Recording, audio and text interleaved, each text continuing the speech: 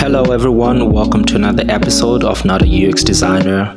And in this episode, I will be talking about something slightly different. It's sort of like a series that I want to start on the future skills, like what are the skills that we actually need in the future. I understand that there's a lot of AI happening. There's a lot of things that are happening in the technological internet age that we're living in right now. And I wanted to start a series that talks about skills of the future that we might need, or that I think that people should actually certainly have to be able to be successful in the future.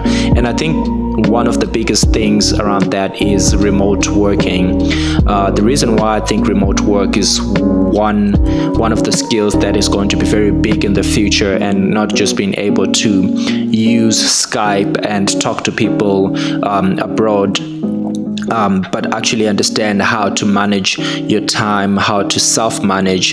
There's a lot more that happens when people are trying to set up as remote workers or distributed team members. On the line today, I have a great guy called Stephan, and I will be talking to him, exploring remote work. Stephan has had a lot of experience in remote working. He currently coaches people around how to set up teams, how to be better at remote working, and I hope you enjoy the podcast. Thank you for joining me, Stephan. Could you tell me a little bit more about yourself and the work that you do within the remote workspace? Thanks for having me. So what I do is two things, basically. I work with individuals, mainly with entrepreneurs, freelancers who work location independent, and with remote and distributed teams. I'm saying remote and distributed because you'll find, or I find, that there are actually differences between the two. So you have remote teams where most of the people are working in their own workspaces, so they don't have a company structure that requires them to work from 9 to 5, or that gives them an office space or anything. And you have distributed teams in bigger companies, which is actually the reality of most people who work in bigger companies these days, where they are in an office, they go to the office every day, but their teammates are not in the same location. So they span various locations or various offices of that same company. And so those are the two things that I do. It's mostly about getting people out of a mindset that is usually characterized by, I'd say, fear of not being able to produce enough, fear of not being good enough, fear of losing my job to, being outsourced somewhere, and trying to look at virtual work and remote work through the lens of what opportunities does that give me, what possibilities can I create for myself in my own career, for my business as an entrepreneur, or for my team as a team lead, for example. Okay, great. So as part of this new sort of like podcast series that I'm trying to establish, which basically talks about the skills of the future. I believe myself, honestly, that skills of the future is really, remote work is a big part of how future organizations are going to be set up, and how people are going to work, purely because of, the sheer number of cars that are on the road today. It's literally going to be impossible for everyone to be in the same location at the same time. And I think remote work is really a big part of how we'll be working in the future. How do you see remote work playing out in the future, and some of the benefits that companies can have from setting up remote teams? So as I was saying earlier, that difference between remote and distributed work is already a reality. So we don't really need to look in the future. Most companies are organized that way these days, unless they are very small and they're focusing on a local market. Okay. I think what's happening in the last couple of years more and more is that people are realizing that even though they allow people to work from different locations, or they build teams across different locations, they're not getting the right talent. So one driver, I think, of remote work, so people not being attached to any physical location of a company, is really driven by the lack of talent in the locations where I'm in.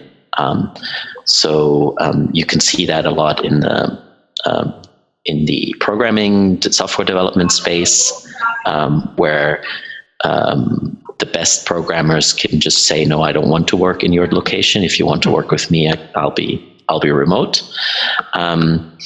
You see it a lot in a move of a lot of people going freelance, because they want to just have freedom in living wherever they want to live, and some degree also time freedom.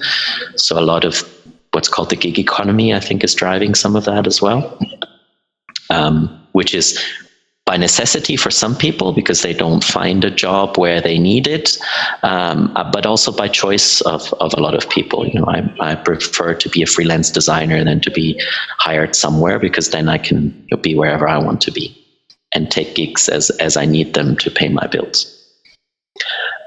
So I think those are the things that are currently driving that. But then you have things like the environmental issues of flying people around the world, or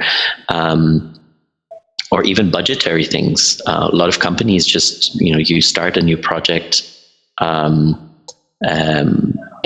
there's no budget for flying the project team together to have an in-person kickoff. It has to happen virtually. And a lot of these projects, when they're short-term and they don't have a big budget, they don't even ever meet as a whole team. So that's what I was saying. It's already a reality for a lot of people. I think where it's new is that people are starting to be outside of the physical office environment, and that is something, an additional challenge for companies and for a lot of people, that I don't think a lot of employees and a lot of companies are yet understanding what that actually means to have a lot of individual remote workers spread all over the globe. And what are some of the biggest challenges that you see in that specific scenario for companies, mainly around having a lot of individuals spread across the globe? Is it an adoption thing, or what are some of the main challenges you find? Provided that people are willing to go that step, because there's a lot of companies or team leaders who are wary because of control issues. Like they're afraid that they lose control of their team when they allow this sort of freedom, complete freedom. And we can go into why that I think is illusionary, but let's accept for now that they are actually willing to take that step. And then I think the biggest challenges are to maintain social connection between people, so you actually get team cohesion, you get social cohesion within your team, so you can work together as a group, as a team, and not just be a bunch of individuals who contribute their share to a bigger thing, and then some manager has to take it and put it together as a product, or you need a big tool that coordinates things of several people to make sure that it's a cohesive end result. But if you're looking at tasks or projects that really need collaboration, where you need to have people to work together, because they need to be creative together, because they might need to solve problems, unexpected problems together, then you need real teams, not just work groups who coordinate stuff with one another. And to get those real teams, you need to have social cohesion. So people have to know each other rather well. You don't have to become best friends, but you have to sort of know the context of the other person. So you understand when they're in a bad mood, it's not about you, but it's because maybe they're passing through a heat wave, like you were sharing earlier. And that's perfectly fine that they're in a bad mood because they haven't really slept well for 3 nights. But if you don't know that, if you don't know about their context, if you don't know them as a person, you might assume they have a problem with you, and then you don't make it a topic, you don't talk about it, and all of a sudden becomes this huge issue, huge misunderstanding. So I think those are the biggest challenges, the interpersonal relationship between team members, how to manage that, how to maintain healthy conflict and not get into unhealthy, unproductive conflict. So you touched on something that's very important. In my ears, I almost hear that, like as teams and not just, collaborating people around the world. I found out, as I work, because I do consulting work, and most of the time I'm sitting at a client and not necessarily within my office, my, HQ. And over time, over 6, 8 months, and that kind of period of timelines, I find a huge disconnection between, the rest of my team that's also working on other projects and other clients. What are some of the mechanics or methods that you use to help teams sort of like create that alignment and still function and feel that they belong to a specific team and don't feel like they've just been put somewhere remotely and they're working off an island? How do you solve that in your situation?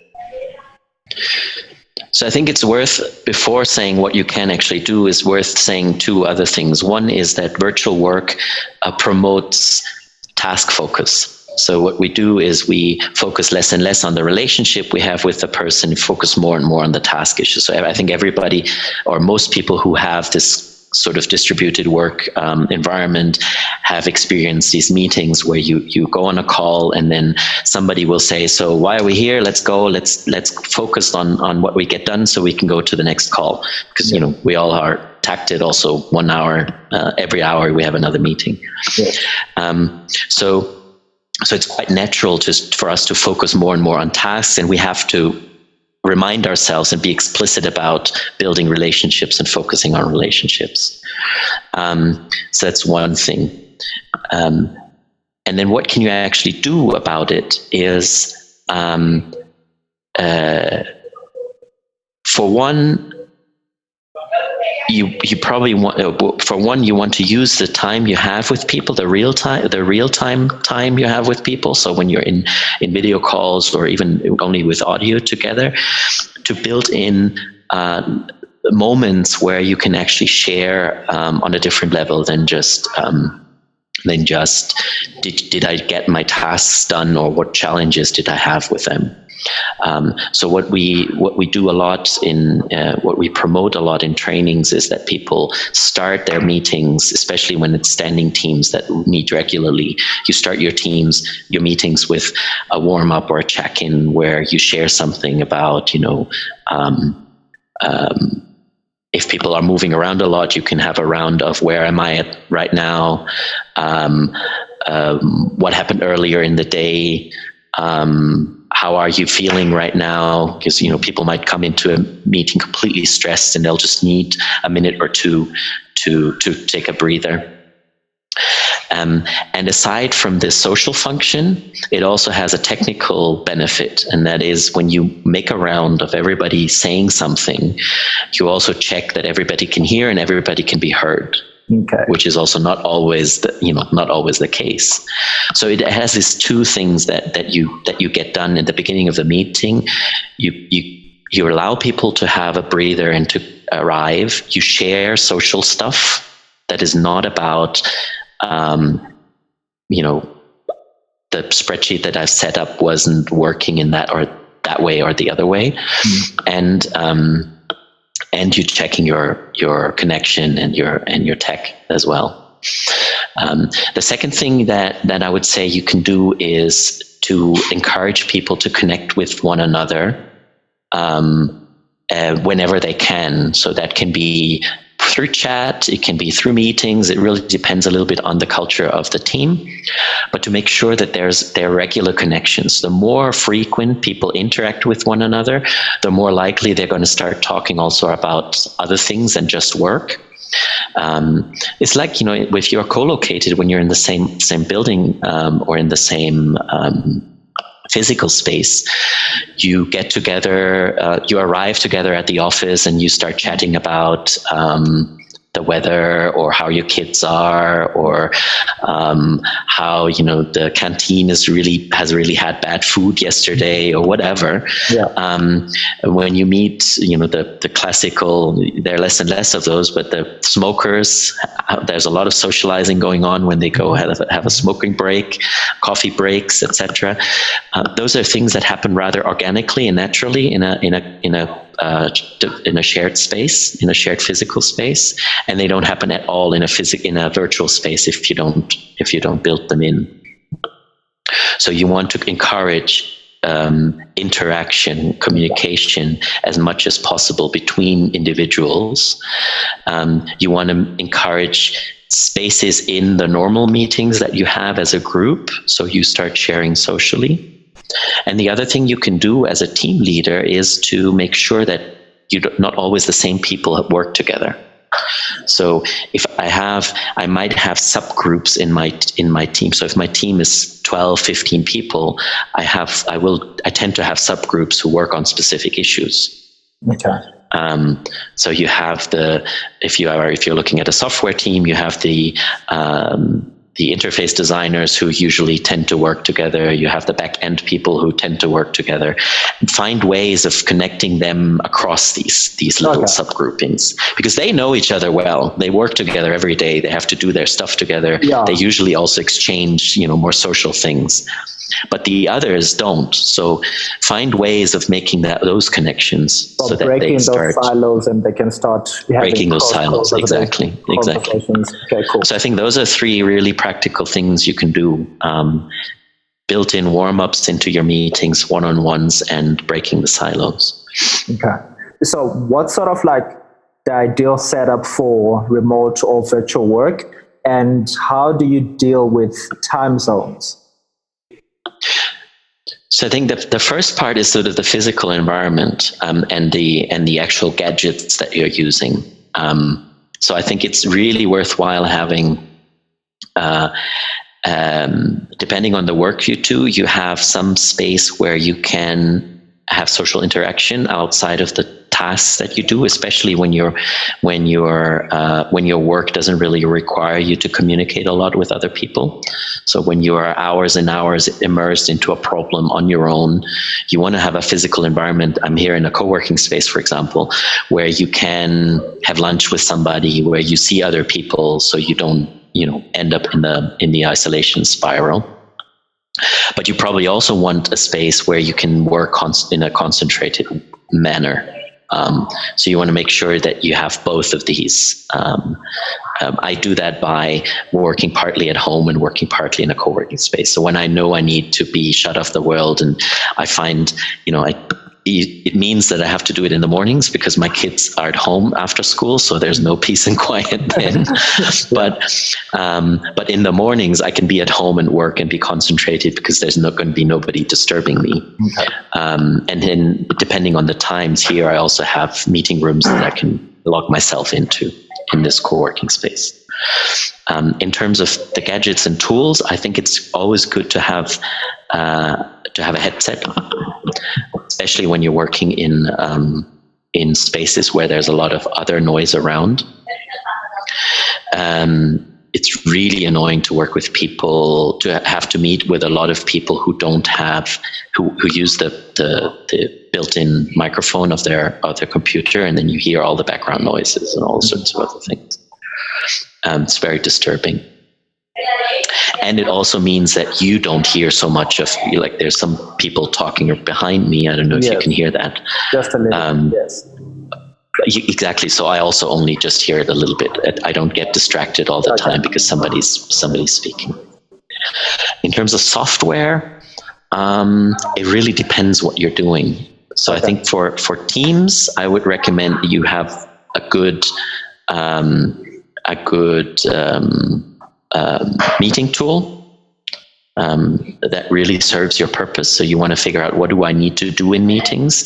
If I need to do a lot of design SketchUps, you want to have a tool that you can visualize that in, for example, and you can do that in real time as well. If you're writing documents together, you want to use something like a Google Doc or OneDrive or something where you can do that as well. So it really depends, what is it that I need as a team? What are the collaborative tasks that I have with other people? Even as a freelancer, how do I work with my client? Do I need to work with them? So I coach a lot of people. So I need a good video call system, because I like doing coaching through video calls and not just audio. So I think what drives your software decisions is what your needs are. Okay. And then in terms of skills,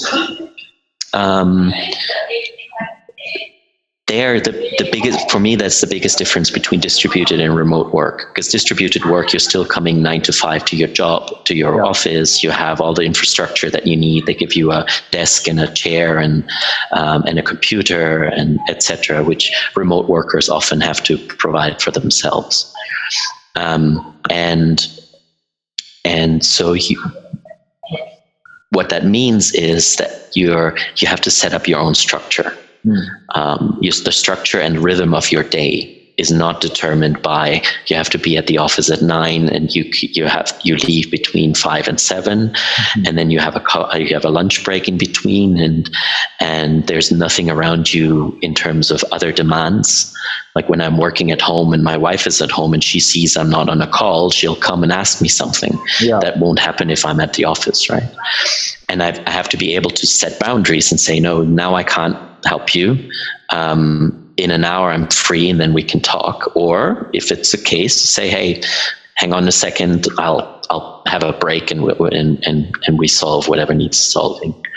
But I need to take these decisions all the time. So it's really beneficial to have a certain structure where I know that at a certain and a rhythm to my day. So a lot of people, what they do is they consciously get into office gear by putting on their office clothes, and then they go into their office space, which is usually a room or something, where they work. And while they're in there, they work. That doesn't work for everybody. Like I like to do a lot of work on my couch. So, but then I have to find other ways to be able to set boundaries and to make sure that external demands don't completely ruin my workday. So for me, that's the biggest skill that you have to develop is self-organization. And it has an emotional component, which can be quite difficult. Is there a specific recipe that you coach on, or that you give people around how to set up this rhythm of the day? Just to help, because it sounds like there's a huge component of self-discipline and sort of like being able to have a lot of ownership around how you work. That usually is sort of like the characteristics of the typical entrepreneur, but it wouldn't be natural to a 9 to 5 type of person, let's say. So what would you advise a person that's coming from a 9 to 5 world and want to get into this space, just purely from a behavioral approach? What would be like your biggest piece of advice?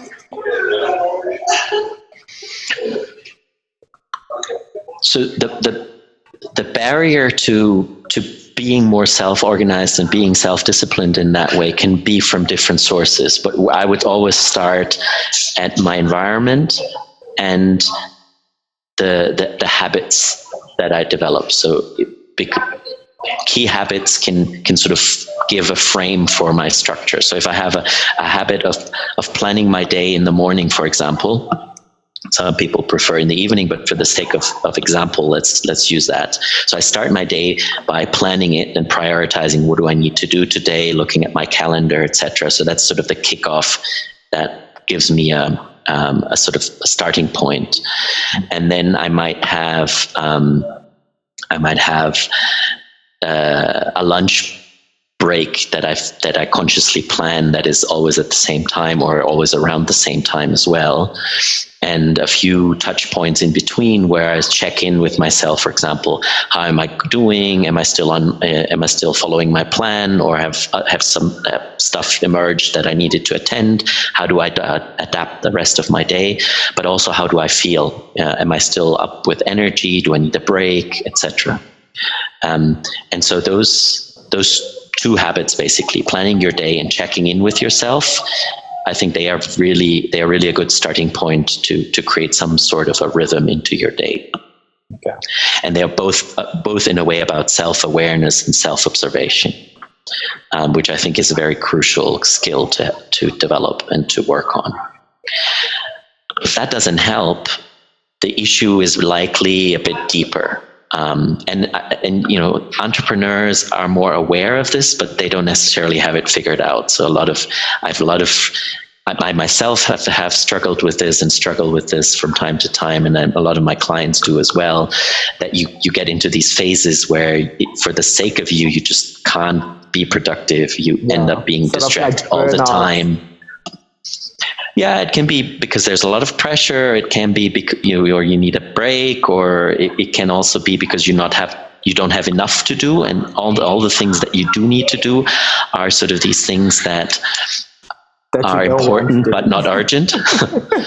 Like business development is often like that. I should be writing people and making connections, but I'm not going to starve if I don't today, so I'll do it tomorrow. Right? Whereas when I have deadlines and clients are asking for my support and are running after me, I usually keep on track because I have some external accountability there going on. But when it's all onto me, because it's all the stuff that I need to initiate and I need to make happen, it's easy to fall into this trap of saying, I've worked so much in the last 2 weeks. Let me have a relaxed day. And then all of a sudden that relaxed day turns into a relaxed week. And, I see where that's exactly. No, I wanted to say that when it still doesn't work, even though you are trying to build that rhythm, or when you can't get yourself to keep certain habits or create certain habits, the issue is likely a little bit deeper. So it goes around the beliefs you have, how you see the world, or how you see yourself in the world, identity issues. So if you believe that you are somebody who is a very introverted person who doesn't interact a lot with other people and who is shy, and there's no way you can overcome that, it's really hard for you to get into gear to do sales work, for example, right? Because then you have to interact with people, you have to go out, and so you might need to work on those identity issues in a different way than just I'm just going to force myself through it to do it, because that's just going to be really exhausting and likely not going to lead to any result. It will happen in a short burst, and you'll stop doing it at some point because it's you haven't dealt with the actual problem. Exactly. Where do people find you, the work that you're doing, and where can people learn more about remote work? So where do they find me? I think the most active platform I am is on LinkedIn. Okay. So connecting with me there, following me there. I like to have a lot of individual conversations as well. So I'm very open. If you send me a message, and I'll respond.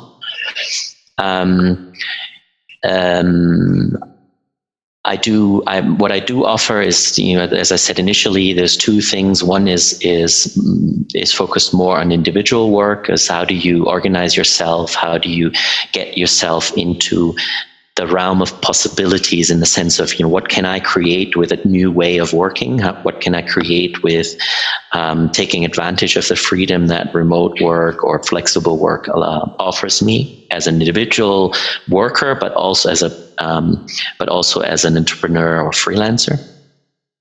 And the second thing, and that is a consulting network I have together with a few other people, is called Radical Inclusion. And we offer training, team development, and strategy support for companies who work in a distributed way, distributed teams themselves, but also companies who want to go more remote. And so radical-inclusion.com would be the website for that. Okay. And LinkedIn, my handle is sdohrn, SDOHRN. Okay, cool. And then generally on remote work, there are a couple of certification courses that you can take if you're really new to this. They are really more on the practical things side of things. So it would be things like, how do you set up your office? How do you become productive, etc. So there's one that is from Remote How, remotehow.com, I think. Okay. And the other one is Workplaceless. I think those are really good starting points. And on the more emotional stuff, so how do you prepare yourself to deal with sort of the loneliness issues that come up for a lot of people? How do you prepare yourself to deal with the stress and create the boundaries without burning out? That's actually some of the things that I work with individual clients, and I'm not aware that there's anybody specifically writing about it or working on it in a other than a one-on-one way that I do. Okay. But if anybody knows I'd love to connect, because I really believe in building this thing as a collaborative and not as a competitive sphere. Encourage people to go for it. There's a lot of people who I connect with who write me, I'd love to go remote, but I don't really know, etc. And I think the biggest hurdle for most people is the fear of it not going right. If you do have the energy, start a remote side hustle. It doesn't have to be something that consumes a lot of your time, but it might grow into something bigger, and you might surprise yourself and become a freelancer or entrepreneur who all of a sudden has that location and time freedom that you've been dreaming about. Cool. Awesome. Thank you so much, Stephan, for the wealth of knowledge around remote work. I really hope that it adds a lot of value to people who are trying to set up remote teams and also get into remote or distributed work themselves. Thank you for inviting me. It was great talking. It was great chatting to you. Thank you so much for listening to another episode of Not a UX Designer. My name is Varima Henry, and if you're looking for me, you can check out the links in the description below, or wherever your show notes might be, wherever you're listening to your podcast. You can also find Stephan's links in the description or in the show notes if you want to see what he does and maybe engage with him around remote working and really having the conversation around how to do it better and more effective. Thank you so much for listening, and please do join the conversation on the Design Sprint SA groups on Facebook or LinkedIn. That's where we really have the conversation around design sprints in South Africa, if you would like to be part of that conversation. And please, if you have not already, please do consider subscribing to the podcast so that you can receive the weekly update of every podcast that I put out every week.